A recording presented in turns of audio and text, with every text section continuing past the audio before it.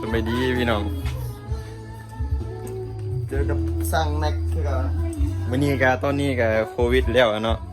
ก็เริ่มระบายเนี่ยเอาก็สิมาต่อตู้เมื่อวานนี้งานตู้พี่น้องกำลังแห้งหลายบอกว่าไว้ใครสนใจก็สอบถามในเด้ออันนี้มันสร้างเป็นผู้ช่วยขึ้น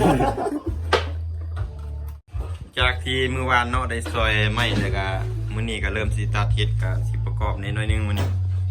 ก็หน่อยนึงแหละ2หน่อยก่อนอื่นทางการมาเบิ่งอุปกรณ์เนาะว่ามีอย่างไรที่ในเฮ็ดนี่ อุปกรณ์เราก็ต้องมียุ่งรถก่อนอุปกรณ์ อันนี้ก็แม่นเลื่อยสำหรับปัดเล็กเนอนเลื่อยอัน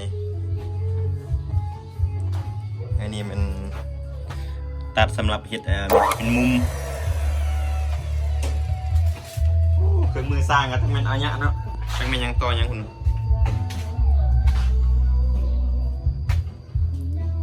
อันนี้ก็แม่นแลกอันนี้อุปกรณ์อันนี้ก็แม่นแนวปั๊มลมเนาะนี่เอาสำหรับ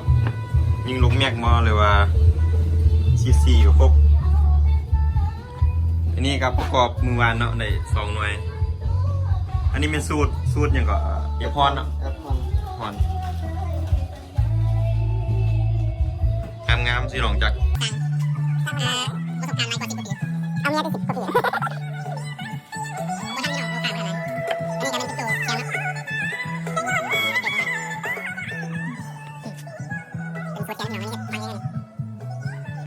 ไปสนใจก็สอบถามได้เลยครับมีคำแนะนำมาว่าจะมาสูตรใด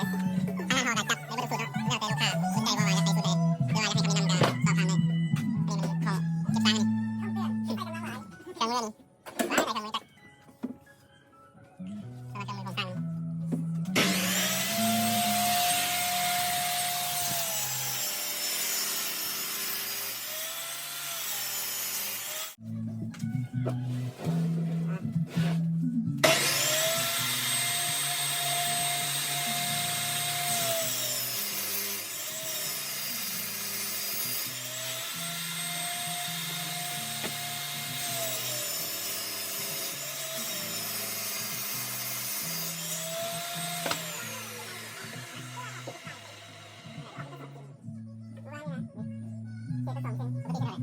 ร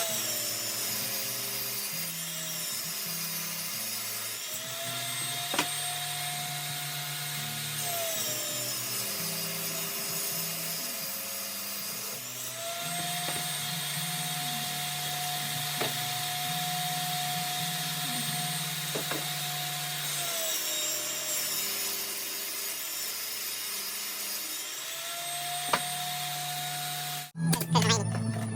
ก็บพรเนาะนี่เนาะทำงานการ